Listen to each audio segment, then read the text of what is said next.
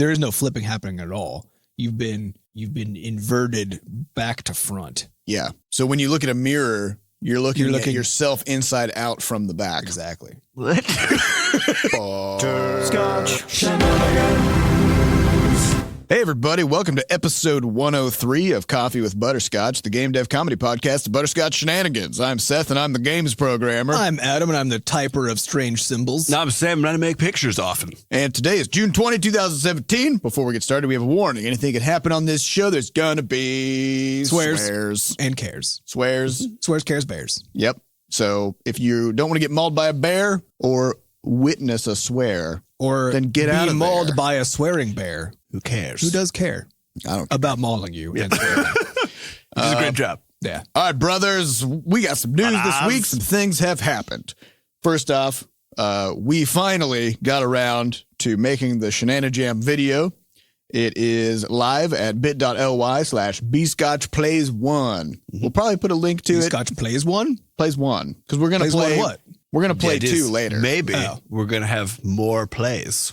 Yeah. Oh. More Of or the less. Shenanijam or just other Just things? generally. What if we lose track of what number we're on? Then we'll just look at our start Bitly using thing. we'll use Greek symbols. Okay. So we'll be like Bscotch plays one and then plays Sigma, B, Omega. plays Omega. That's Greek, right? Probably Greek. Yes. Listen, you guys. Wait, hold listen. on. The number one or the letter? The letter. Word. The word I one. mean, the number. Sorry.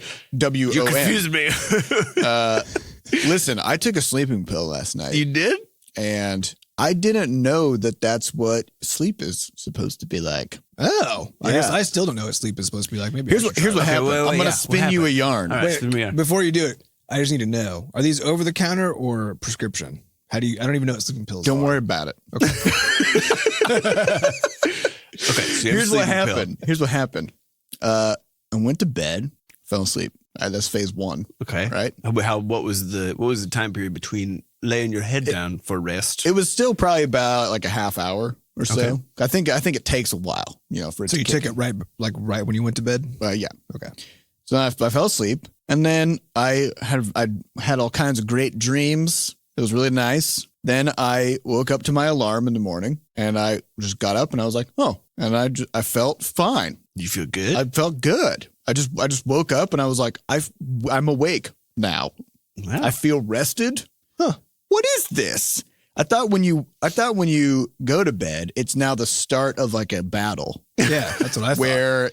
Where you slowly die. for 2 hours you slowly die and you're trying to like claw your way out. Mm-hmm. And then while you're sleeping, you have all these You're like- weird dreams, and then you're rotting on the inside. about every 2 hours you suddenly burst awake and you're like, bah! And then and then you're like, and then you think, should I go pee?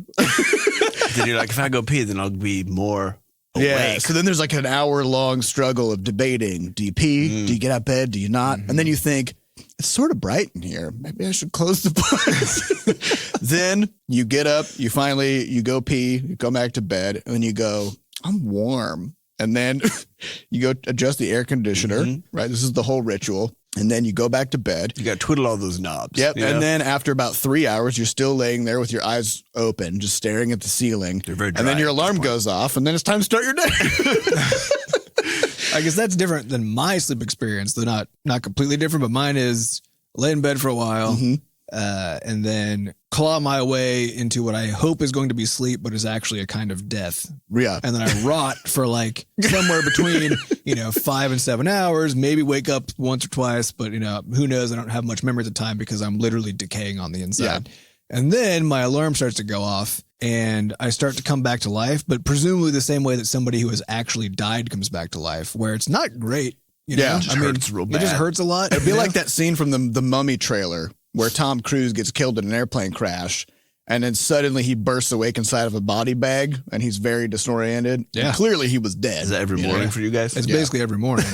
And So I didn't know that you're supposed to just you lay down. Do you think maybe you guys are like trying to sleep too hard? I've stopped doing that. I think you're just Actually, thinking about it no, I way mostly too just much. lay down now and then don't even worry about it. Yeah, you just so gotta- I actually do sleep. It's you gotta just relax. I don't feel like it does anything for me except that it's required. Like I have to die a little bit to stay alive. I think I'm actually like a 9-hour sleeper. I think it's been part of my problem is that everyone's like, oh yeah, you got to sleep 8 hours a night. But the truth is, of course, if you're actually like normally a 9-hour person, then you're just constantly. Well, I think really those are the tired. same people who say you're supposed to drink exactly 8 glasses of water. And if you drink 8.3 glasses, it's That's over. too many.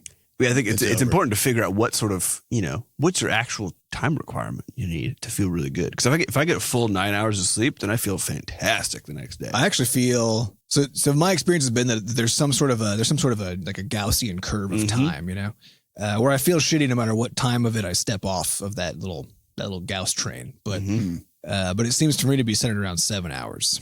I think if I get to 9, I just I feel good and better in some ways and then worse in other ways. Yeah, I think my ideal sleep time is 9 years old, meaning that's the only time I remember in my life when I slept well. Yeah. So, Well, maybe taking this sleeping pill last night, since now you know how to sleep, maybe it'll, maybe it's kind of like a combo breaker, if you will. yeah, it's probably For true. your sleep problems. Now that I know how to do it, you could just go I do it. learned the lesson. Now learned how to I ride just the go- bike. I'm just like, oh, it turns out I just lay there and sleep. You just Are there relax. sleeping pills that are non-addictive? Are I don't think so. they just all? I mean, people try, what is it, melatonin?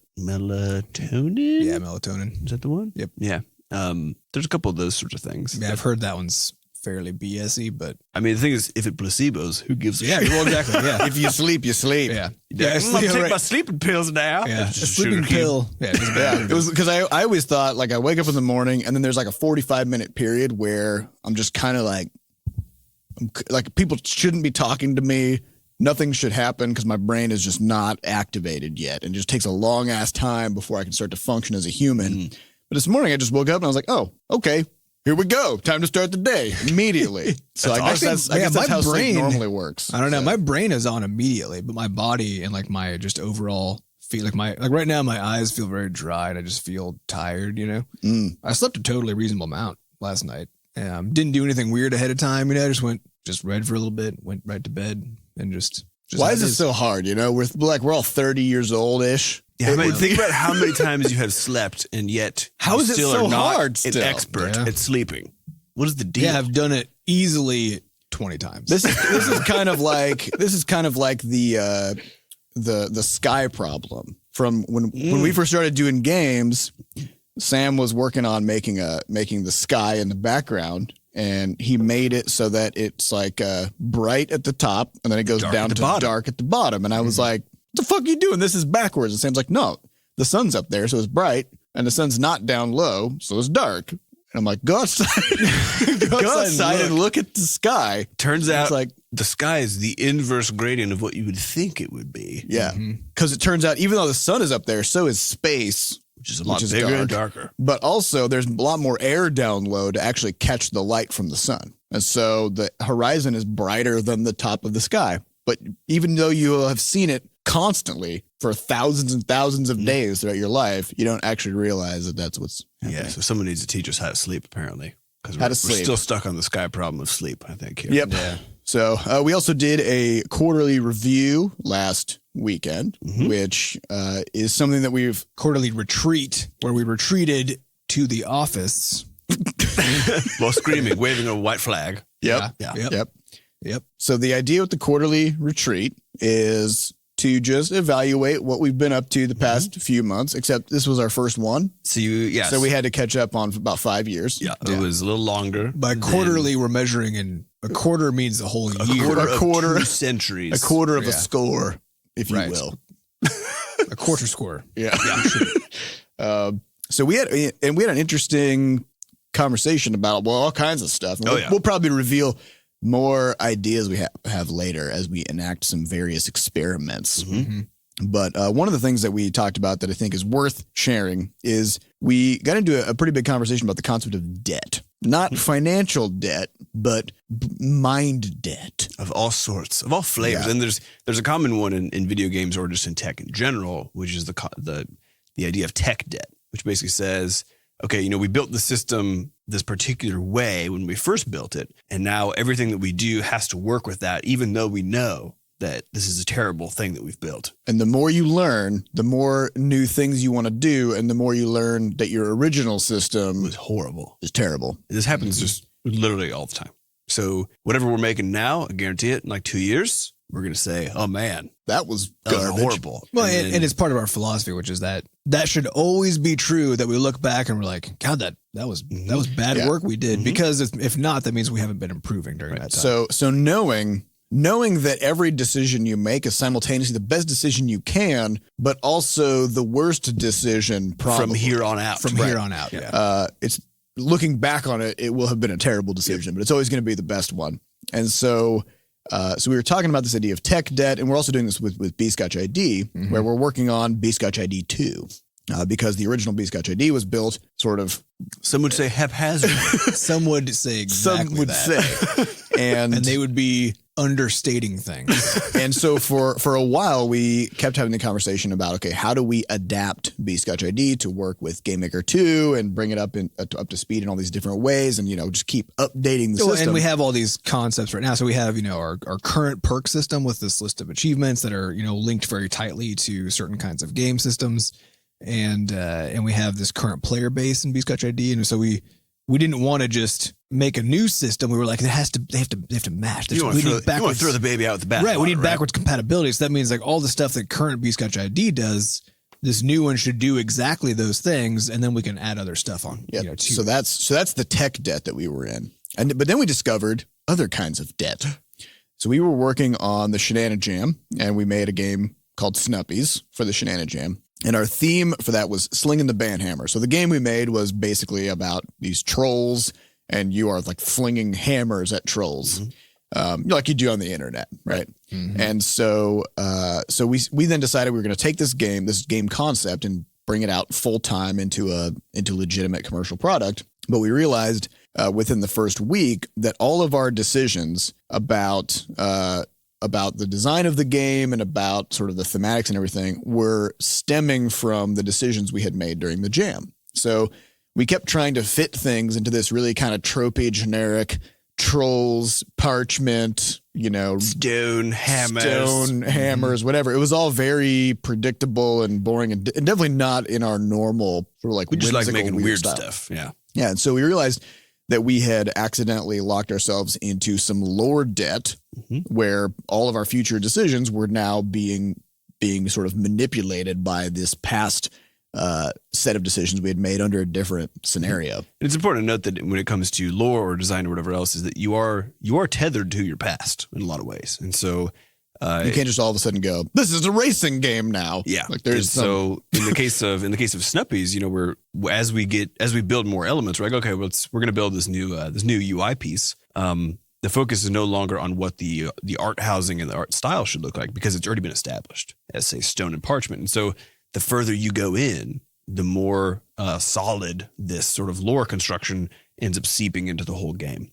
And so at some point, with either lore debt or tech debt, or in some of our other cases, process debt, as we've now started calling it, you just need to... Process debt would be, you've been going about doing things in a particular way, and because of that, you tend to keep doing them in a particular way. And you start making decisions based on how you do things instead of vice versa. Of what's best. Yeah. Yeah. So at some point, though, you have to, maybe you step back and you're like, you know what? This is too much. And you're not a bank. You don't owe anybody anything for your lore debt. That's right. Or for people your only debt. care about what comes out at the end. Mm-hmm. I don't think banks owe anybody anything either. Just everybody owes banks, and they never forgive you. You don't owe anything to the banks for your lore debt.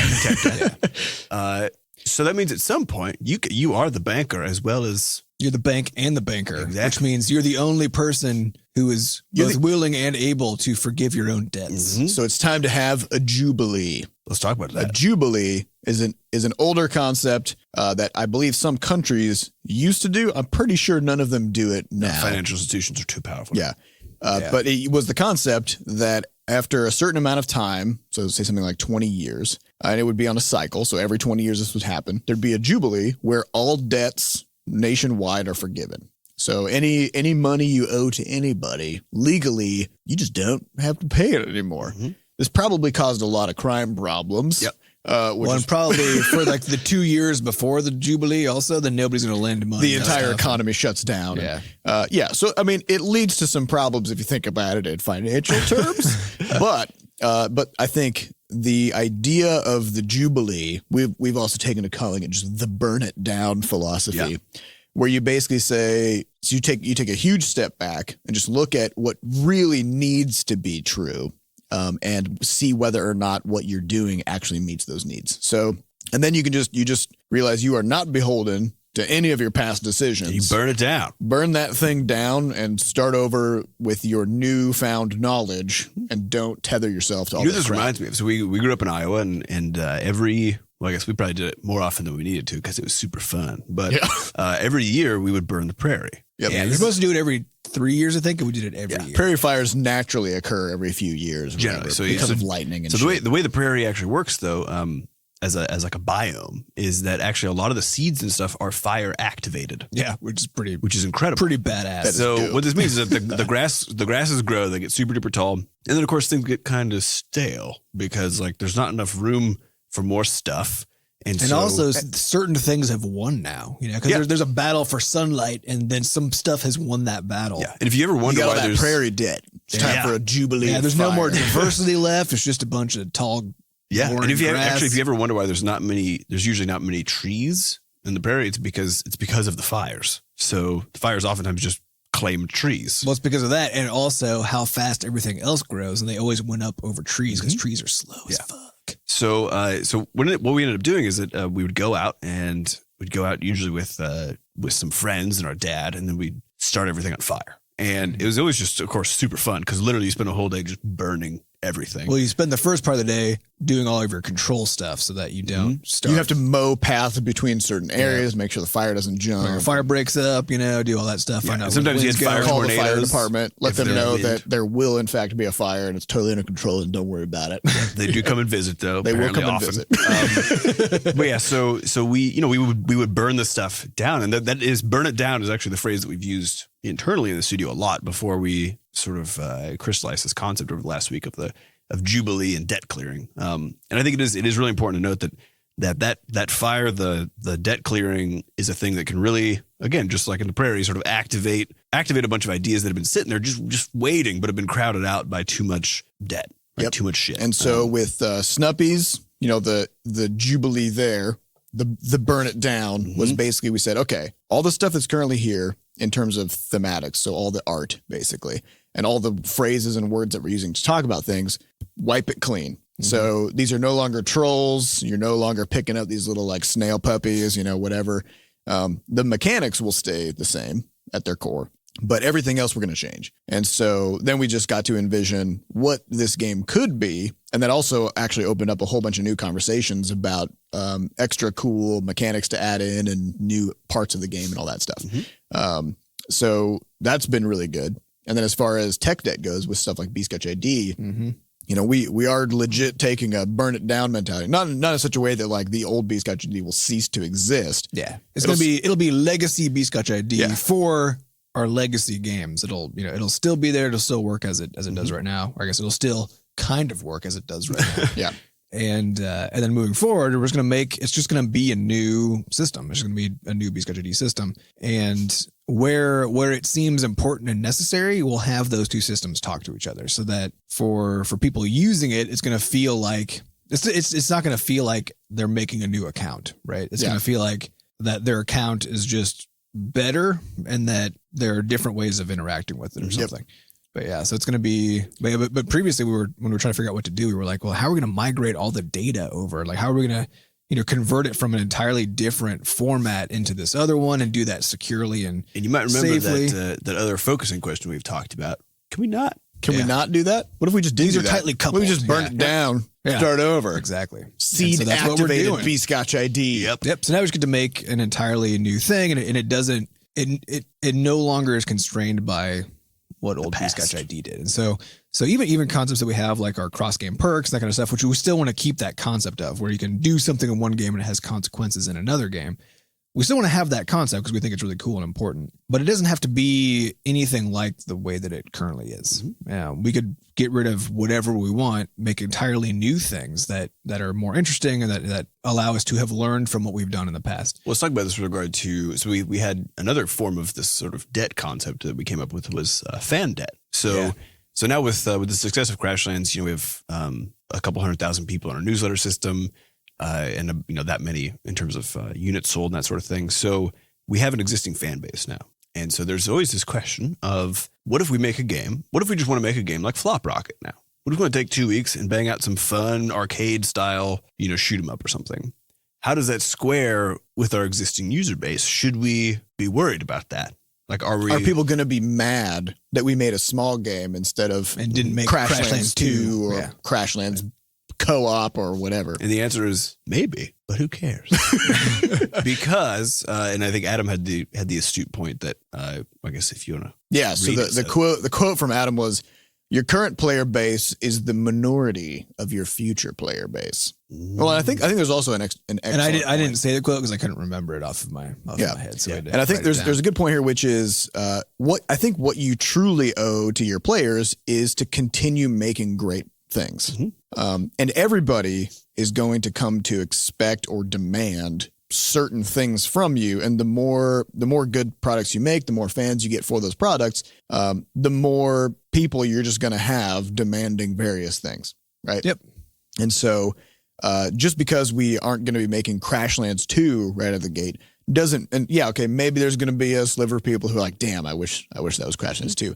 That doesn't mean they're going to be mad that they now have something else that's awesome to play. Right. And I like to look at Blizzard, which I feel like there was probably a long time where they basically allowed themselves to be beholden to fan debt because they made the Warcraft series, they got Diablo and they got StarCraft, and those were all pre-2000. Mm-hmm. And then there was a 15-year or whatever, 12-year, 12-year period, like a decade at least, where all they did was continue to work on products in their existing franchise. It was mostly World of Warcraft, but then they also did production of Diablo 3 and StarCraft 2. Right. And then even Hearthstone, that was for them, you could tell that like there were a lot of players who were kind of on edge where they're like, what is going on here? Is this a mobile game? Is it like, is it a card game? Because Blizzard, they've always made these big, heavy story games. And people just play the shit out of Hearthstone because it's a great game. And a bunch of people yelled about it first. Yeah. And then they played it and they're like, and then they played it anyway and it was fine. And then the same thing with Overwatch, right? It's the idea of, this is a company that people trust the quality of the products that they make. And they made a first person shooter. And even though they never had made one of those before, and it wasn't a big epic sweeping story game with all this, crazy single player stuff and whatever. It truly is nothing like their It's older nothing games. like any of their older games. And the same way the Hearthstone is it. Right? And Hearthstone uses the same like lore and characters and stuff, but.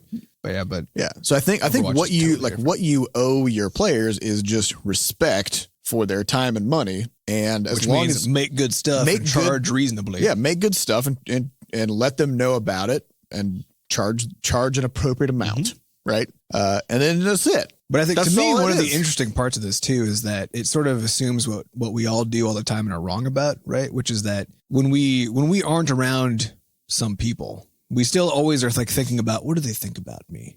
What is their and they're not thinking about you. They don't give a fuck. They got other shit to worry about. They think about you when you're there, and if you're an asshole, they might talk about you when you're not, right? But that's really it. And we realize that we're actually doing the same thing with our fan base, which is we have this huge number of people who've played Crashlands, and like, what do they think? Yeah, what are they going to feel about? Like the fact is, they don't give a shit about us. They really don't.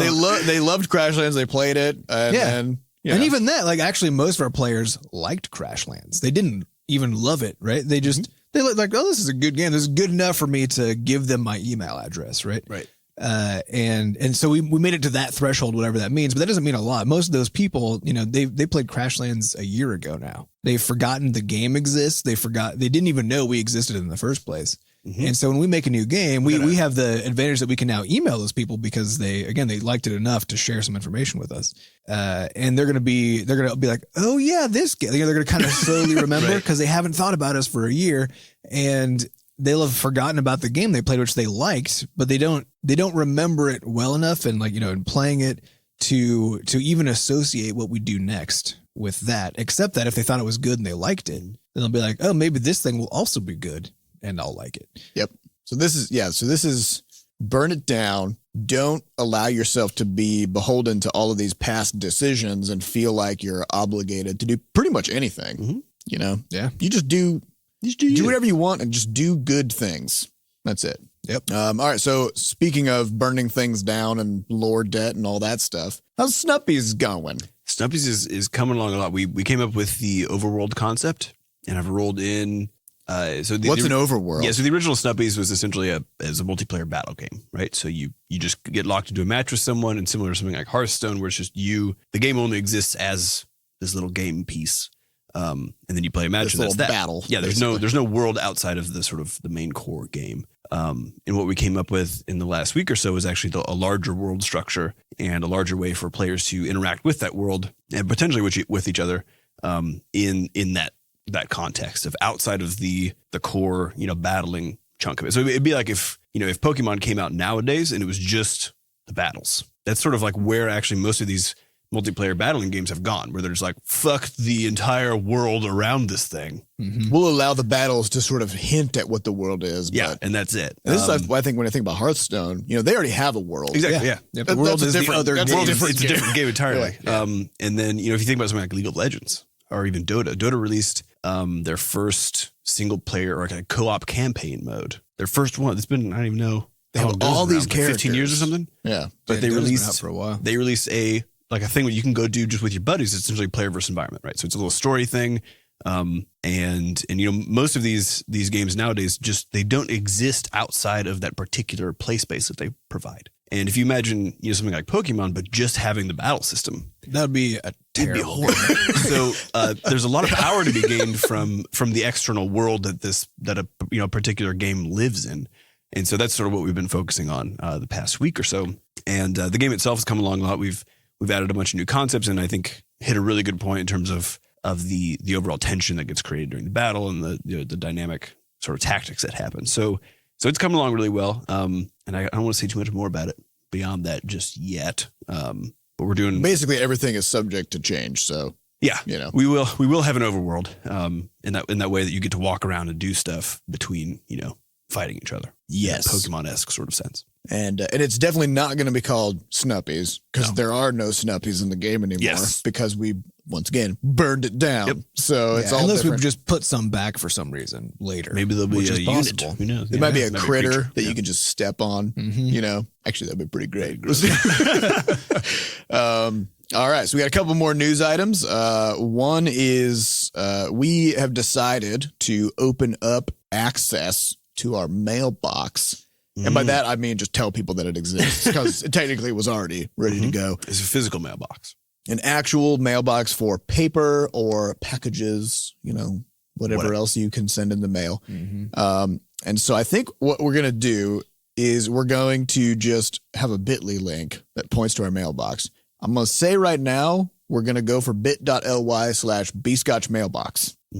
So, because I think the address is super long and hard to remember, but bit.ly/bscotch mailbox. Well, you just say the address right now. Do we have it? Yeah, the address is 11469 Olive Boulevard, Suite 286, St. Louis, Missouri, 63141. Sweet. So if you could just memorize that would also be good. But And even though it says suite, it's actually just a mailbox. I think we need to tell people that so nobody shows up there. Oh yeah. Don't visit. Don't visit because It's just a the hole UPS in the wall. Literally, I don't mean that as a metaphor. Like it's literally a hole in the wall. In a wall. But it does have a door on the hole. There's a door. It's a 6-inch by 6-inch hole in the wall with a door on it. Yeah.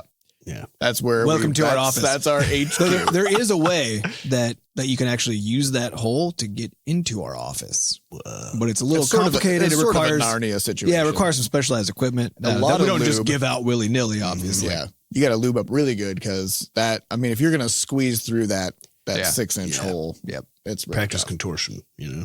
And even worse, it's a square hole. It's not even a round hole. So, It's real brutal. On the shoulders in particular. Yeah. It's very rough.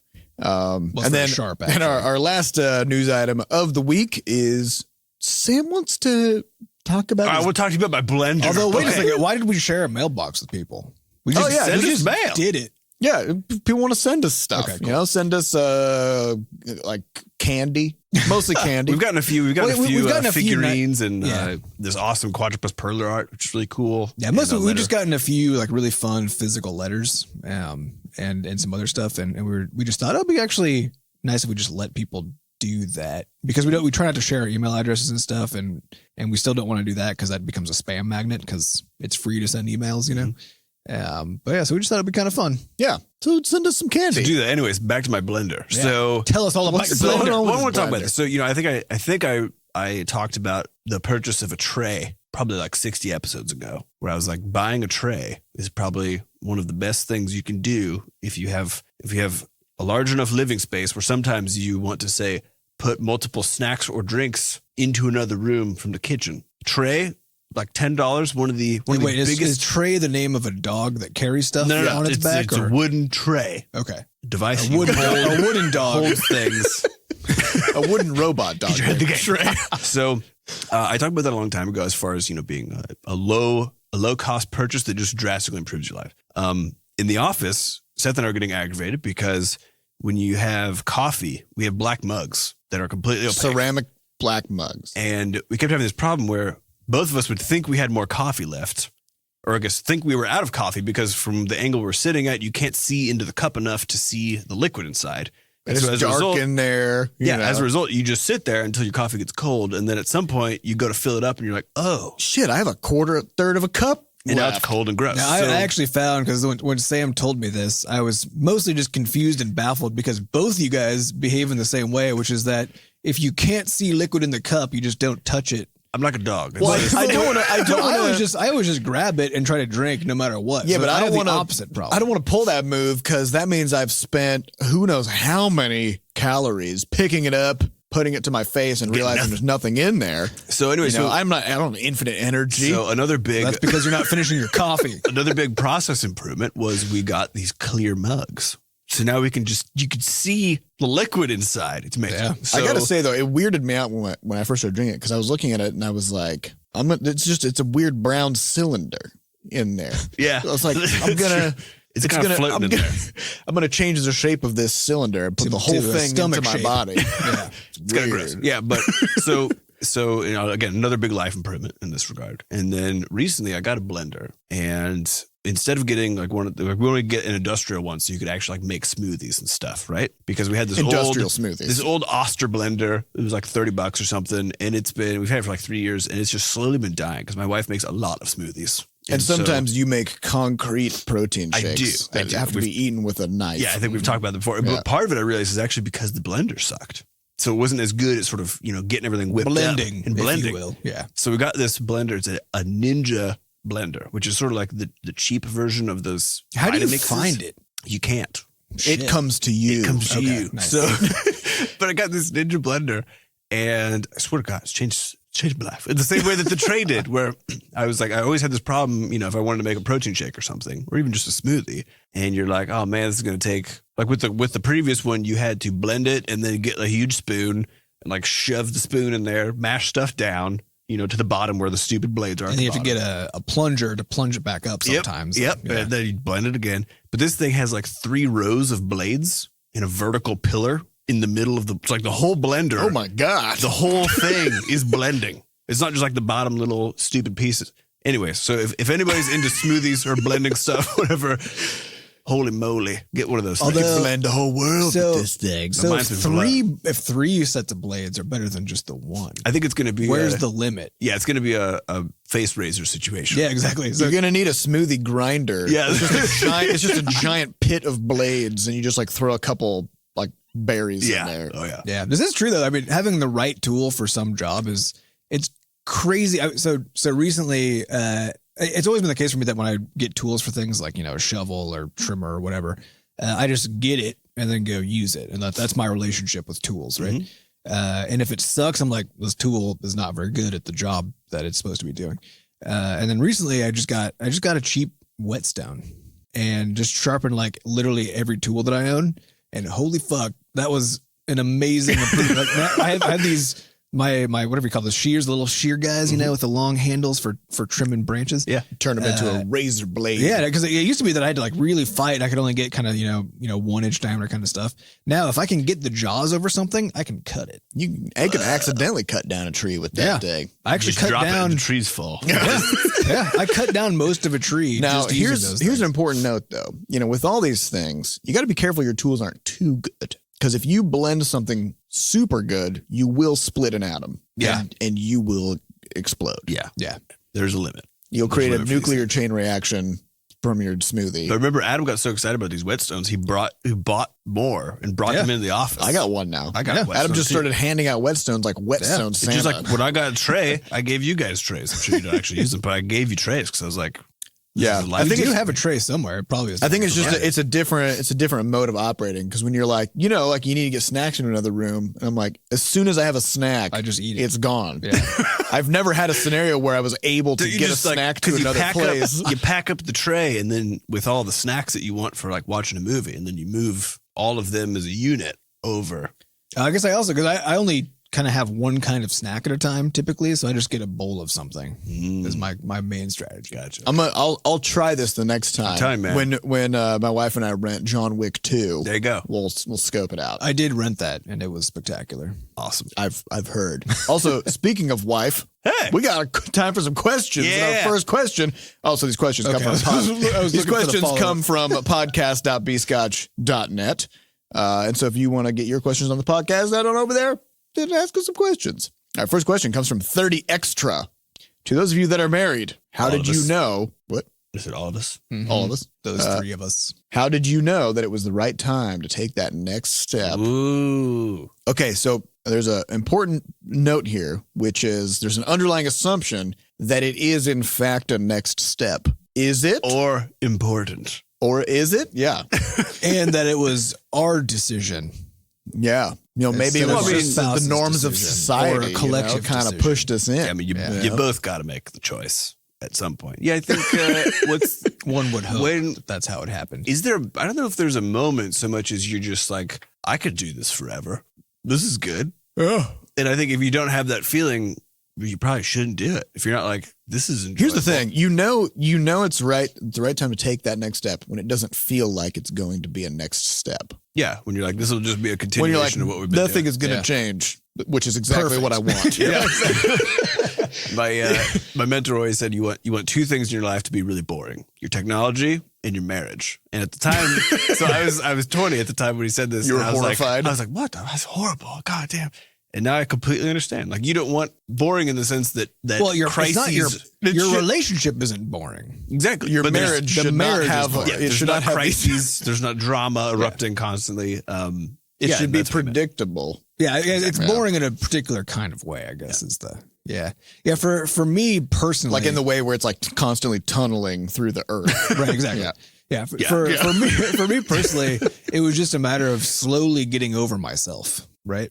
Because we're taught, by everything around us to be like, you're there's this whole world of experiences that you're supposed to have, and like in getting married in a relationship is settling down with one locks you person. down. It locks you down. Like all this just absolute fucking nonsense bullshit. And I had to slowly get over that as I was kind of entering adulthood, which I still am not 100% sure I've gotten there. Mhm. I mean, into adulthood is what I'm talking about specifically.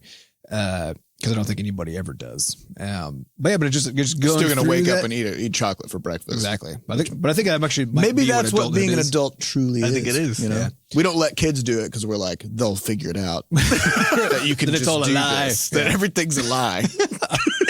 But it was so I just kind of had to slowly just get over that stuff and realize that when I had something really good, which was my relationship, that it was nonsensical and dumb to just wonder, like, what if there's something better? Mhm. Right? Because it was perfect. It was There's a threshold. great. Yeah, Like, there's- why would There's a threshold you hit where you're like, this is really good. Yeah. And at that point, then just, Just you're fucking good. relax. You're done. Chill out. Yeah. Chill your Well, beans, make it even better, and move on. Well, and oftentimes you can sabotage your own shit by constantly asking that question of being like, but what if? Yeah. What if there's something else better? But this is out there? true, this is true in literally all aspects In of everything. life. Yeah. Yeah. Because in your job, in your Netflix queue, whatever it is, you could always keep looking for shit. yeah. Well, it's interesting though, because there's this whole idea of settling, right? Which is said always pejoratively, where you just say, oh, it's sort of synonymous with selling out, actually, right? They're kind of the same thing. And of course, there are ways to do it that are definitely bad, right? If you're like, I don't like this person, but this is whatever. the best I I'm can 28, do, so I guess whatever. Yeah, exactly. I'm basically dead by now. Right. That's clearly like bad, right? But settling from just the more generic case of like, when you find something good, just be content and stick with that, right? Yeah. Like there's no reason at all to do anything but that, unless you just want to continue to actually have a bad time. So for me, it was mostly just kind of getting over all that bullshit that's been, fed to me. And which even once I kind of decided that was the move I wanted to make, I still had to continue getting over that. As I moved through, and now I couldn't be more content. Yep. Because Same. Yeah, I look at other people that are trying to like date and stuff, and like try to find the one. Man, it looks horrible. Yeah, and I'm like, God damn, I'm glad I'm away from that stuff. That's the spoiler is that there is no. Yeah, there is no one. If you're looking for the one, you're wrong. There's millions of potential great people out Yeah, there. find somebody awesome and call it a day. Yep. Call it a day. Yeah. Or call them by their name. That's probably a better way to do it. What if their name is A day. That's a great name. Yeah. Probably shouldn't call them it though. No. Call them a day. I will say too that I had also because of things like romantic comedies that kind of like infuse us with really stupid, shitty ideas about what relationships are supposed to be like. And also because of reality TV, because of all kinds of things. Like when you're growing up, you have a tendency to see a lot of bad relationships, right? That's really all you see. It's most of what you see. And so sometimes you may even grow up with ideas like when you're in a relationship, you just fight with each other. Like that's just part of what being in a relationship is, right? You sometimes one of you will come home and just start like being a dick to the other one, and that's just what it's gonna be like. Ha ha ha! Isn't it so funny how much this sucks? It actually made me super uncomfortable when my wife and I went on a cruise with her family last December, and we did the Newlyweds game, which we won, by the way. And Nice. The weirdest thing, though, was that the whole time there was this constant insinuation from the hosts and then the crowd that life for married people sucked. Yeah. Like just constantly. Yeah, Like, well, oh, yeah. that's- I bet it's really tough when he does that. Like, oh, he's such Yeah, a or like piece people, of shit. Or like, people like referring to the each other's spouse as like a ball and chain, like like I'm in prison. Like holy shit, quit being an idiot. you don't need to But figure your shit out. But I mean, Yeah. I knew that I was in a really good spot when my wife and I, we had never fought. It's like in our first year and a half, 2 years of being together, we had never fought about anything. And we got married after a year and a half of being together. And we would tell people this. We'd say, yep, we've never had a fight. Like if we ever had any kind of an issue, we just talk about it and figure out what you argue effectively. Yeah, we just figure out what a resolution is, and then we just do that thing, So we've never had a screaming match. We've never had like this like crazy bickering, ridiculous stuff going on. And we would tell this to people who'd been married for a while, and they would always do this kind of like, just wait. you just wait. Like, once you've been together for 2 or 3 years, Yeah. and now it's been 7. Yeah. I've been never with had my a fight. wife for 12 years this summer, Whoa. and we also haven't fought. Never had a fight. Yeah. So it turns out you can just But at some point, though, at some point, right, I'll just wait another 10 years. statistically, And then- eventually one of you is just gonna snap and just Well, I think start it's important to note throwing that, dishes. just- that when you guys say you Don't haven't be an asshole. Well, I guess when you say you haven't fought, it's something you don't argue about stuff. No, you always have You always differences argue. and things you have to figure out. But it's an intention difference where it's not about like It's about good faith. it's not about wounding the other person. Yeah, It's there's about no saying, cutting each other down. we got a problem here. But Figure it's about basically what I did when I decided I wanted to get married is I was choosing a teammate, right? Who basically I was going to be a communist with. You're gonna play life co-op mode. Yeah, it's life co-op mode where we just everything we have is now just ours, right? So we don't have to play this bullshit game of like, whose money is this really? And like there's just none of that. It's just everything is ours, right? So it's because we're a team. And the plan is we're a team until something happens that we can't be a team anymore, because something terrible happens, or we 'Cause you did. or we decide to go our separate ways, right? Neither of which either of us see on the radar, but we both know is a possibility. And so we just made a conscious decision, an explicit decision, that while we were together, which we plan to do for all of time, we're just a team. This is also equal, 50-50, everything is ours. But we also, but we're independent human beings. So we're there to support each other, help each other achieve the things that we each want to achieve. Neither of us owes the other person anything except support. And that's it. So it's just choosing a teammate, which is really this is also why for Sam's wedding, we, like a lot of times the minister or whatever will have a Bible and they'll have their notes in there. So we had a Dungeons and Dragons player's handbook that we had our notes in while Adam and I were officiating at Sam's wedding. Yeah. So got to go co-op mode. Yep. It's time. Yeah. You formed a party now. Go to the dungeon. It's time to go adventure through the dungeon of life. That's exactly it. Is life is really difficult, and it's the entire human built universe. For some reason, humans made it to be as hard for other humans to survive in as possible, right?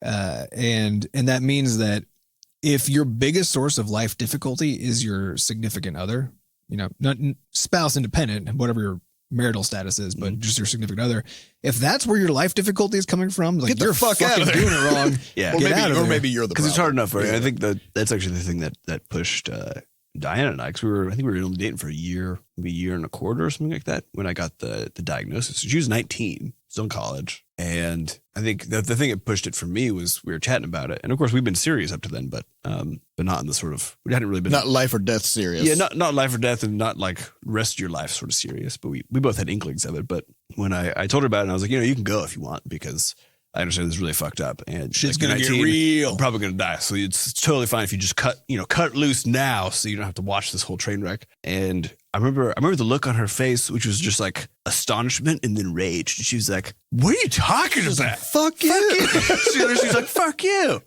No, I'm sticking around." And then I was like, "Oh, I should marry this woman." And then, so you did have one fight. Well, the thing is, like, we argue a lot, right? But I think it's down right there. But it's not bad arguing. Fuck you, buddy. Yeah, fuck you. But we do argue a lot, but it's not in a. It's like the same way we argue when we're talking about a game design thing. We're like, oh, what if we did this? What if we did You're this? both trying to meet the same end. Yeah. You realize that you're coming at it from different perspectives. Exactly. That each perspective may have some merit to it, and you got to figure out what's good about both. Yeah. Well, find a good because you're not trying to do what you want to do. You're trying to do something for the team. Right. Trying to do what's best. Yeah. And I remember at for our vows, the big joke we had was, from running the studio for 3 years with no money first. And then from the cancer stuff, we're like, all right, we got the sickness and health thing. We're good. We checked that box. For richer, for poor, super good on that one. So we already did it. So that was the joke for the marriage thing, where it was like, I mean, you don't really need to make these promises. You already did it. Yeah. So whatever. Yeah. All right. Next question comes from Degeki. What is your most prominent phobia today? What about when you were a youngin', sort of under 18? Most prominent phobia. What kinds of things are you scared about or worried about, as an adult? And then what about when you were a kid? I guess, yeah, I think I was always worried growing up that people would delete my Final Fantasy save. That was a big concern. Anytime somebody's on the PlayStation, you're like, I got 60 hours in that. Yeah, that's dangerous, man. So you save loss phobia. Yep. You see, like, your little brother brings his friends over and they want to play on the PlayStation. And you're like, I'm just gonna take that memory card. Like, let me just swipe that. I think I think for me growing up, I was super scared of the dark. We talked about the ghost stories a little bit, but I was genuinely very scared of the dark. The dark is where ghosts live. It is, up until I was like 14. I think one of the weirdest things as being an adult, this happened I think a few nights ago. We have this our bathroom. One of our bathrooms, the switch sometimes just like doesn't work to turn lights on, and sometimes light just turns on or turns off just by itself. Probably a ghost. Who knows? Yeah, it's definitely a ghost. So you might want to have an electrician look at that because it could be a fire hazard. Yeah, well, we had a guy look at it. Sort of ghost-oriented fire hazard. Of course a ghost is causing it, but still, though. Did you know that 10% of fires are ghost fires? Did you know that? Wouldn't doubt it. But yeah, so I was sitting there, and this was actually I couldn't sleep, so I'd gotten up, and I was like, I'm just going to do some work for a little bit. And so I'd done some writing at my desk, and then went to the bathroom. And as I was sitting there with the light on, the light goes out. And I'm sitting there, I'm like, the thing is, I felt fine. As an adult, I was like, this is my fucking house. Yeah. I know everything that's happening in here. Right. I'm the ghost. I am the ghost. And I was like, I'm the one who turns the lights off. I feel so grown up. And then miraculously, the light turned back on after like 10 seconds. It was just your confidence. Yeah. You know, The but ghost was also like, oh, shit, get an sorry about electrician because your bathroom's going to burn. Yeah, my bird down. So yeah, I think the dark was definitely the old one. I think the new one, I don't know. I don't like the idea of like really, actually I had like a really gross dream about this, but like if your skin was sort of just like hollow and fragile and you could just like poke it and it'd be like brittle and break away. Now, That's pretty weird. I had So a I really did gross have, dream, this and isn't I don't necessarily like a that at all. phobia, but I had a horrible nightmare 2 nights ago. Oh no. And I felt it and it was crazy.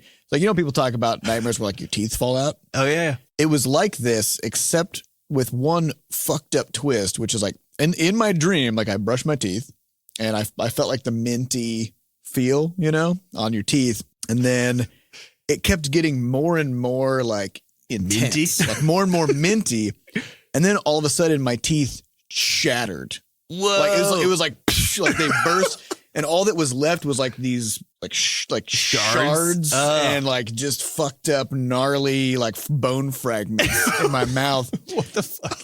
And so then the rest of my dream, I was running around trying to find a dentist to fix. That was a very reasonable That's a good approach. solution Yeah, to the problem. But man, I will say, because I have gone through years of orthodontics work, and I also have fractured a molar from getting gains. I clenched my teeth too hard, fractured a molar, which was excruciating pain. And so I do now as an adult, I do have a lot of sort of teeth related fears. Sure. So there is that. I mean, let's be real. It's really weird because you have bones just sticking out of your face. They're very vulnerable. It's really strange. And when they break, that's it. Yep. They don't heal. They're just broken and gone. All right, let's quit freaking people out. Let's move on. Yeah. I can feel everybody shuddering in the future. Do not want. All right. Next question comes from Killer Pracole, who made this nickname when they were a kid and have kept it ever since, which is a reference to one of our older podcast episodes about how you were stuck with the nicknames you make when you were a kid. Question is, whenever I'm looking for something, I can never find it. Why is that? But whenever I'm not looking for something, I can always find it. Please help a pants lowered out, he says.